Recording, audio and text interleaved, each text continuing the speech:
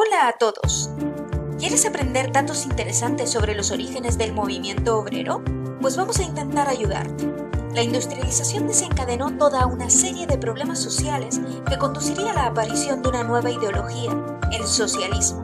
La incorporación de la máquina al trabajo produjo cambios tan profundos que exigieron la adaptación a una disciplina y ritmo productivo muy diferente al conocido hasta entonces, y los trabajadores tendrían que acostumbrarse ante la presión ejercida por los burgueses, patronos dueños de las fábricas.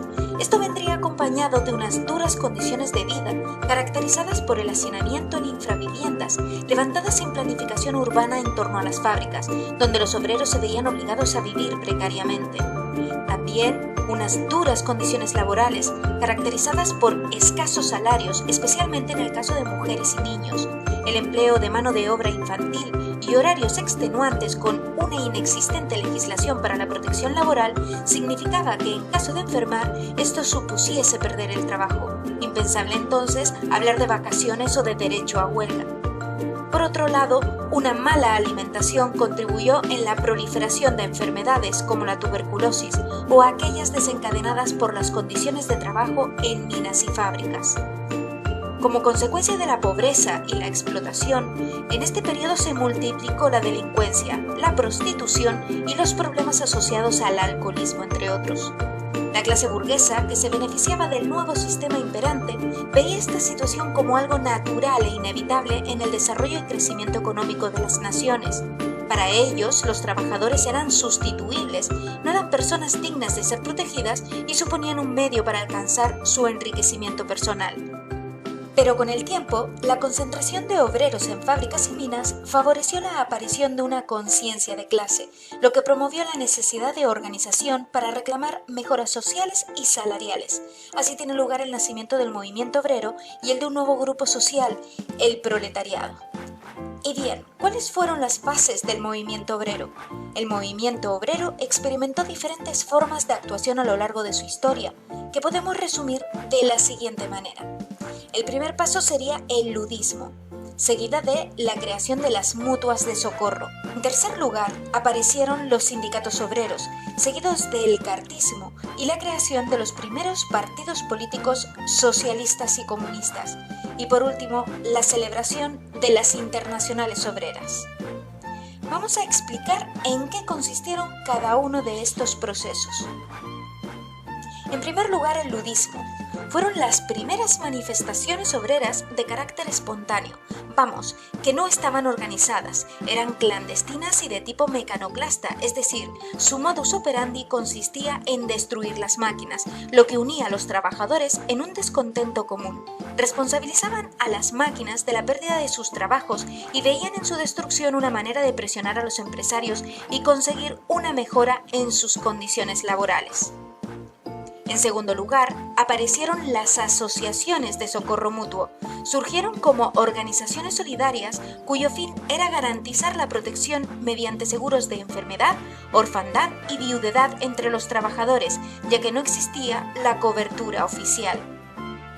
El tercer paso sería la creación de los sindicatos. El asociacionismo obrero evolucionó hasta la constitución de los primeros sindicatos en Reino Unido desde 1825, creándose los trade unions, donde los grupos de trabajadores defendían sus derechos como la reducción de la jornada laboral o mejoras salariales ante los patronos o industriales. Poco después surge el cartismo, seguido de los primeros partidos políticos obreros. La importancia del cartismo radica en que sus reclamaciones no iban dirigidas al burgués, dueño de la fábrica, sino al Parlamento de Londres.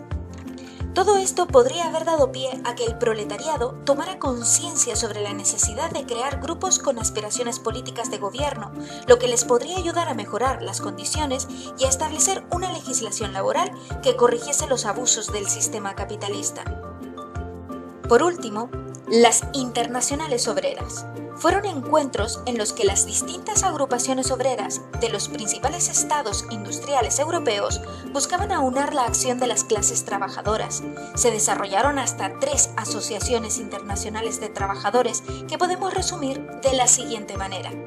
La primera internacional fue fundada en Londres en 1864 y sus objetivos principales eran la unidad y organización de la clase trabajadora, la abolición de la sociedad de clases, el reconocimiento del derecho a huelga, la defensa de la acción política de los trabajadores, la abolición de la propiedad privada y la supresión de los ejércitos por considerarlos una herramienta de represión al servicio de las clases burguesas. Esta fracasó ante las divisiones existentes entre los seguidores de Marx y los anarquistas partidarios de Mikhail Bakunin. La Segunda Internacional, también llamada socialista, porque dejó de contar con los seguidores anarquistas, fue fundada en 1889. Los principios que defendía eran el internacionalismo proletario, al considerar que los problemas de los trabajadores eran comunes para todos, independientemente de su país de procedencia, y el pacifismo, con la negación de la guerra al considerar que ésta solo servía a los intereses de las clases burguesas y ser los trabajadores la carne de cañón de los ejércitos. La razón del fracaso de la Segunda Internacional fue que la ideología nacionalista se impuso sobre la conciencia de clase y arrastró a los países industriales a la Primera Guerra Mundial en 1914. La tercera y última internacional estaría dirigida por la URSS, Unión de Repúblicas Socialistas Soviéticas, y sería el resultado del triunfo de la revolución bolchevique. El papel directriz desempeñado por esta potencia y por sus líderes, entre los que destacamos a Joseph Stalin, le hizo perder apoyos en Occidente. Si quieres conocer algo más sobre las ideologías marxista y anarquista, estate atento a próximas lecciones.